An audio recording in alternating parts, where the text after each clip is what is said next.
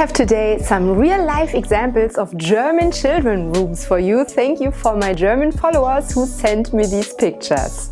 And with this video, I think we compared almost every corner between German and American homes. I did the kitchen, living room, bedroom, bathroom. I think we covered it all. Hello, I'm Sissy. I'm originally from Berlin, Germany, and I've been living in the US since 16 years. I feel like in the US, in a children's room, the bed is the focal point. It is a huge furniture piece in many cases. Many children in the US have a queen-size bed and a really bulky, heavy piece of furniture, and it's literally overtaking the whole room. So I feel like in the US the bed is dominating the whole children's room. In Germany, kids usually have a smaller bed. It's comparable to a twin-sized bed. Again, oftentimes IKEA, as I mentioned in many of my other videos. IKEA is a very common thing, especially in the children's room. Furniture, the beds are not as bulky and high and not dark. They're usually white. And just like with the bedroom from the adults, the children also have mattresses that are not so high. They're much thinner. Everything is more simplistic and more minimalistic. I also see barely a nightstand, which is a very common thing in the US. You have the bed and the nightstand and a night lamp. This is the typical American children's bedroom. And in Germany, I barely see any nightstand whatsoever, and also not a night lamp, especially not a big night lamp like we often have here in the US. What I think is interesting is that in all the rooms that I already compared, usually the German version is much smaller than the American version. We just have much more space here in the US. Most of us, of course, if you live in a big city like New York City, it won't be the case either. But in other states where there is more space, we just have bigger rooms. But I find in the children's room, it is in many cases the opposite in Germany, I find. And from my memory, my own children's room was always bigger than many rooms my son had here in the US. His bedroom upstairs is really not much. I mean, all what fits in is his bed, his nightstand, and a tiny desk. That's it. The room is done. There is no more space, because in the US it's literally meant as a bedroom. So it's a really small room in many cases. And I find in Germany it is more common that children have more space in that room and they have a lot of toys in there. And I mean,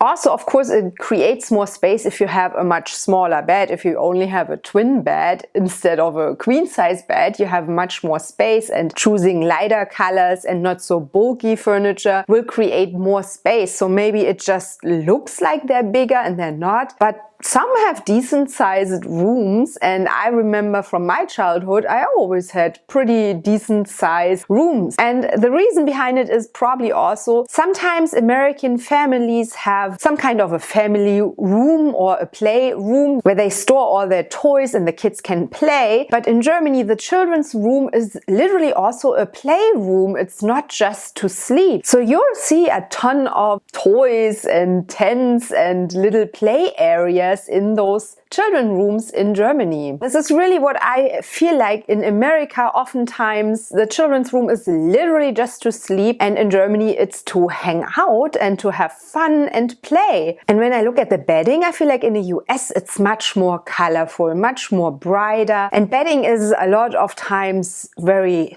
themed, what the child enjoys. Dinosaurs, Star Wars, or Barbie, like these kind of things. It's just much more colorful in my opinion. While I see in Germany again very minimal patterns, not so bright colors, and again super common IKEA bedding. People usually in Germany don't have any walk-in closets or closets whatsoever. You'll see wardrobes in the children's bedrooms as well. A lot of times it's again IKEA. I feel like I'm like an IKEA advertisement over here.